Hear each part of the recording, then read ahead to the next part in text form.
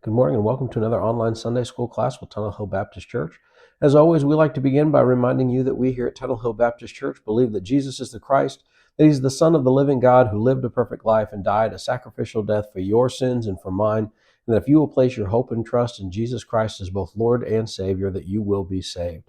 If you would like more information about how to make Jesus Christ your Lord and Savior and how to connect with Tunnel Hill Baptist Church, we would invite you to follow the link in the description. It will take you to a full gospel presentation. It'll also show you how to respond to the gospel and how to connect with Tunnel Hill Baptist Church. If you live in the Hardin County, Kentucky area, we would invite you to join us for worship right here at 11 o'clock on Sunday mornings. We are both in person and online through Facebook Live. If you don't live in the Hardin County, Kentucky area, we would still encourage you to connect with us because we would like to help you find a Bible-believing church where you do live. As we continue on in our study of the book of Genesis, we are now in session 8, which is titled Protect. And we're going to be looking at Genesis 9, verses 1 through 15. So again, this is session 8, titled Protect, looking at Genesis 9, verses 1 through 15. And I don't know about you, but I've never been much of a reality show fan. I can get kind of sucked into them just like everybody else. My wife will on occasion watch a reality show. My parents watch reality shows. And I certainly don't mind watching them. But I've never been one to really get into reality shows. But one of the things we've noticed in the last few years, and they've been popular for, excuse me, quite some time now, is the reality shows of kind of the survival shows. There was kind of the original, the one that started all, which was the game Survivor. Since then, there's been survival shows about, living in the Arctic or living on your own for a long period of time, or lots of different things.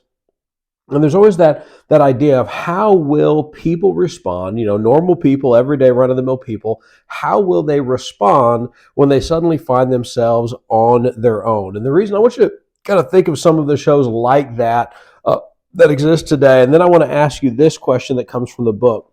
It said, how would you feel being completely alone and on your own in the wilderness?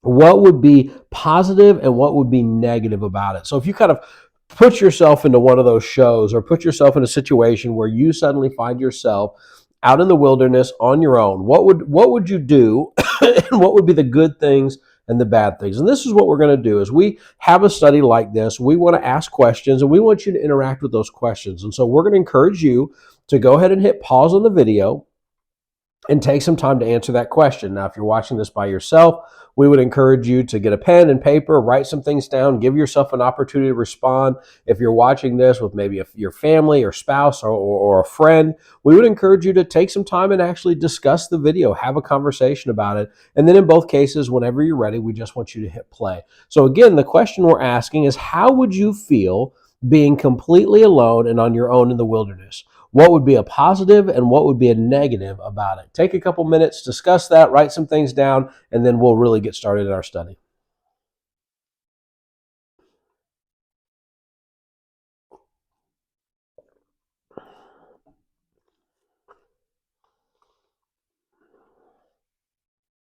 All right, so how would you do? I would think for me personally, I think the being alone part would be really hard. I would get very nervous, very agitated. I'm sure I would be kind of one of those people that gets a little paranoid about every little noise and thing like that. I'd be a very nervous type of person. I think I would probably do okay. Having grown up in a family where we went fishing and we were out in nature fairly regularly, I think I would do okay. I think the loneliness would play a part for me. For me, a positive would be I would probably go straight for water. I'd go straight to try and catching fish and things like that. I think I would have probably done well in that regard. I think I would have done well as far as finding maybe shelter and some of those things. I'd like to think so, but I probably would have had a hard time with the loneliness aspect, with the uncertainty, and probably a little bit of struggle with if there were other things out there that may be interested in me and what I'm doing. That would be a hard part for me. Now, the reason we asked this, the book says this: once Noah and his family left the ark, Noah and his family were literally the only humans on earth. as they began their process of rebooting humanity, God had some specific rules, especially about respecting human life. Um, One of the things that we're going to do as we get into our study today is we're going to recognize that all of the sins that God presents them with, the commands that God presents them with, are going to be directly related to respect or disrespect for human life. In today's session, we look at God's direction for Noah's family, and we'll consider how his words challenge us to promote and protect the sanctity of life, specifically human life. So let's get started here. We begin our time with Noah and his family having finally been given permission to leave the ark and to come out on dry land. And so we're going to pick up in Genesis chapter 9, beginning in verse 1, and we're going to read through verse 4. As we do so, I want you to listen for God's instruction to Noah and his family. So picking up in verse 1, we read this. It says, God blessed Noah and his sons and said to them, be fruitful and multiply and fill the earth. The fear and terror of you will be on every living creature on the earth, every bird of the sky, every creature that crawls on the ground, and all the fish of the sea. They are placed under your authority. Every creature that lives and moves will be food for you. As I have given the green plants, I have given you everything. However, you must not eat meat with its lifeblood in it. So, as we get into this passage, we kind of see the initial command here, which is one we've heard of before that says, be fruitful and multiply. And so we heard this back with Adam and Eve. We heard this at the beginning with the animals as well as with humanity. And we're really getting that notion that God is setting things off again, that he is starting over. And so the command that he had given to Adam and Eve and the animals at creation, now he gives to Noah and his family and the animals that he had safely secured on the ark.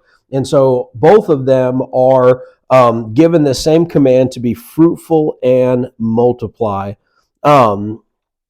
If we think about this and kind of think about this idea to be fruitful and multiply, it makes us ask the question, what was meant by this and why was this important at this point in history? And so let's actually take a couple minutes and consider that. Why was this important? Why was it important for Noah and his family, along with the animals, to be fruitful, multiply, and fill the earth? And why was it specifically, and really, what did they mean by that? So take a couple minutes, pause the video, discuss that, and then we'll keep rolling in our study.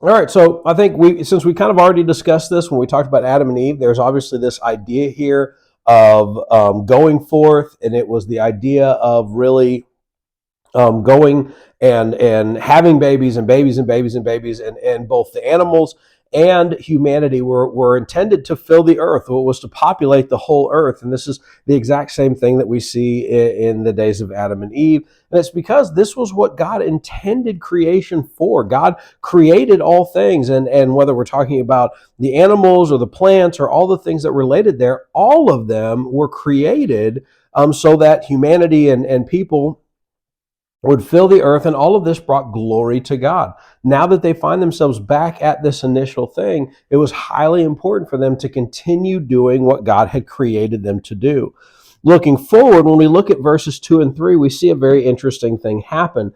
Again, picking up in verse 2, it says, fear and terror of you will be on every living creature on the earth, every bird of the sky, every creature that crawls on the ground, and all the fish. They are all placed under your authority, and every creature that lives and moves will be food for you. As I gave the green plants, I also give you everything. We see a shift suddenly here where mankind is able and allowed to eat animals. Now, whether mankind was eating meat or eating animals prior to the flood, we're not really sure. But what we are sure about by this point is that God is giving them permission to do so. So if they were either vegetarians prior to the flood, or they were eating meat, but they had not really been given permission to do so by that point. And so they were eating meat kind of in opposition to God's rule and opposition to God's authority. But he says something very interesting in the midst of all of this. He says in verse 4, however, you must not eat meat with the life blood in it. And the book asks this question. It says, why would God put this special emphasis on the blood of animals? And then it goes on to say this. It says, God has called us to be wise stewards of all things that he provides. And even this command relates to that respect for human life. Here, emphasizing the value of life, and God issued specific instructions as it related to even the idea of eating meat. And so there's an idea here where you're not supposed to have the lifeblood in it. You're not supposed to have leave the blood in the animal when you eat the animal, because it's a sign of kind of respect for what God has done with humanity in creating life. Now he gets more specific on that as he begins to relate to how humanity will relate to one another. Let me read for you verses 5 through 7, and I want you to listen for God's specific instructions as it relates to human life. Picking up in verse 5, we see this, and I will require a penalty for your lifeblood. I will require it from any animal and from any human. If someone murders a fellow human, I will require that person's life. Whoever sheds human blood, by humans his blood will be shed. For God made humans in his image. But you shall be fruitful and multiply and spread over the earth and multiply on it. So notice here that he says you're not going to eat the animals with the blood in it, but then he kind of goes in specifically to them, and he says, and I will require a penalty for your lifeblood. And what he's saying there is, but if anybody pours out your blood, the blood of another human being, that's going to be something worthy of significant punishment. In fact, he goes so far to say is, if someone pours out the blood, if someone murders another human being, then that person will have to pay the penalty for for being a murderer with their own blood. It leads the book to ask this question: why does being made in God's image place a different value on human life? So we're given permission to eat animals, but then he immediately turns around and says, but humans not so. We are not to shed the blood of humans. Why? What might be the relationship there as it relates to being created in God's image? So take a couple minutes, discuss that, write some things down, and then we'll keep going in our study.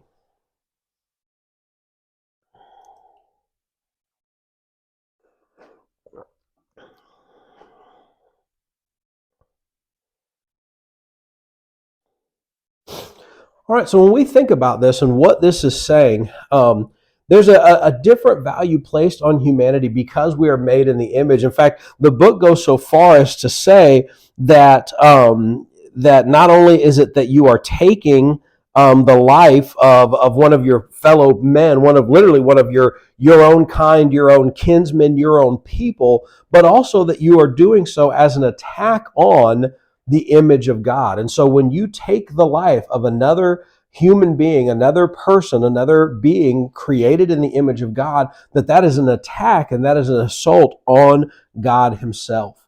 And so when we think about that and we translate that into today and the attacks that we see on the sanctity of human life, we begin to recognize that when we talk about things like the sanctity of human life, what we're saying is when you take a person, a human being, whether that is a human being still in the womb or a human being at the end of life or a human being of a different skin color or whatever it might be, and you devalue that human being to say that they are not worthy of life and that they can be terminated and that there is no sanctity to their life, then what you're saying is that that God, that is an attack on God, and that God is that these people were not made in the image of God and all of these things, which is not true.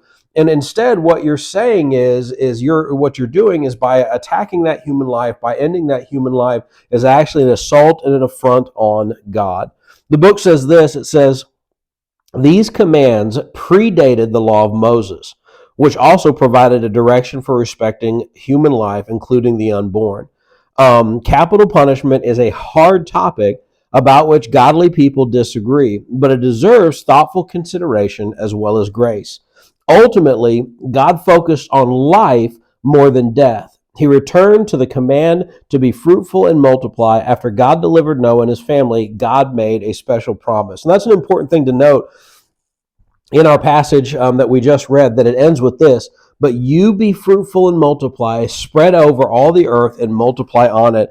And I love what the book kind of says is it gives this little like quotation. It says, make life, don't take life. And that's the ultimate point of what else being said here is this idea of we are called to make life, not take life. We are called to create, to be to multiply, to spread out over all the earth. We are not called to take life and to devalue humanity in a way that does that. Let's look at our last passage. We're going to read verses 8 through 15, and I want us to look for the promise that God makes to Noah and all of humanity. This is a longer passage, but let's read verses 8 through to verse 15. It says this. It says, then God said to Noah and his sons with him, understand that I am establishing my covenant with you and your descendants after you, and with every living creature that is with you, birds, livestock, and all wildlife in the earth that are with you. All the animals of the earth that came out of the ark, I establish my covenant with you, that never again will every creature be wiped out by floodwaters. There will never again be a flood to destroy the earth. And God said this, this is the sign of the covenant I am making between me and you and every living creature with you, a covenant for all future generations. I have placed my bow in the clouds, and it will be a sign of the covenant between you and me. Whenever I form clouds over the earth, the bow appears in the clouds, and I will remember my covenant between me and you and all the living creatures, and water will never again become a flood to destroy every creature. So we see in this passage, God does something. He makes a covenant. And so our question for you to kind of start things off with is, what is a covenant? We've heard that before. We've talked about like the covenant with Moses. There was a covenant with Adam. We can go through all these kind of fancy words that there was the Adamic covenant. This is what we're talking about now is the Noahic covenant. There's the Mosaic covenant. There's the Davidic covenant. And then there's the new covenant that we have under Jesus. But what is a covenant? That's a churchy word that sometimes we use, but we need to make sure we know what it means. The book defines a covenant in this way. It says a covenant is basically a contract or agreement between two parties. Ancient covenants were usually set down the rules for how a stronger person or group would treat a lesser person or group. In the Bible, God makes covenants with his people as a promise of his blessing and his protection. Now, I want you to take special note in this passage of who he's making the covenant with, because this is one of the few times, if not the only time, that God makes a covenant with more than just humanity. We have it start with Adam and the covenant with Adam. Here with Noah, we have a new covenant that's not just Noah and his sons, but indeed this is a covenant that is given for all of creation. Notice he says, this is a covenant I'm making between you and your family and your ancestors, but this is also a covenant that I am making with every living creature on the earth, from the fish to the animals that crawl to the birds of the air. Every living creature out there must understand that I am making this covenant with them. And that covenant is specifically that he will not completely flood the earth again. Never again is God going to come to a place where humanity and all of creation is so corrupt and so messed up that he floods the earth again. And then he gives us a sign of that covenant. Did you catch it? There's a sign of the covenant. He says that when there are clouds up in the air and he sees his bow in the clouds, that will be a reminder between God and man that never again will he flood the earth. Well, that bow is what we know as the rainbow. And yes, the rainbow has been used and perverted in all sorts of different ways in our world today, but we need to understand and we can celebrate the fact that the sign of the covenant of God's grace and mercy and his promise to never ever flood the earth again is found in that rainbow. The book says this. The book says, God made his covenant with Noah, and that covenant also applies to us today. This leads us to a question the book asks, which is, how does God's promise to preserve life impact the way humans should treat each other and respect human life today? Why don't you take a couple minutes and discuss that, and then we'll have one more question before we close out our time together.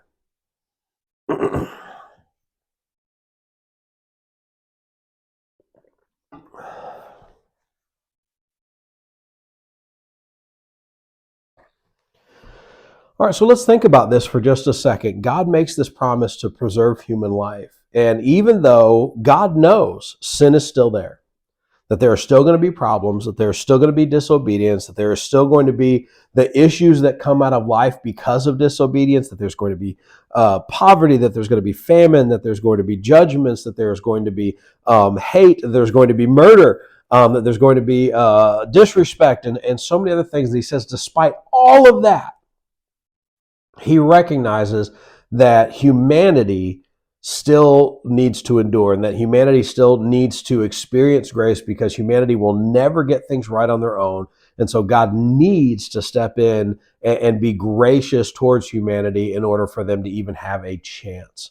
Well, that should affect the way that we treat other people too. And there's going to be lots and lots of times in your life when you're going to meet people that you know are in it for themselves, that they're going to be disrespectful, they're going to be disobedient, they're going to be selfish, they're going to be hateful, they're going to do evil things to not only you and to other people. Like there's going to be people like that in this life.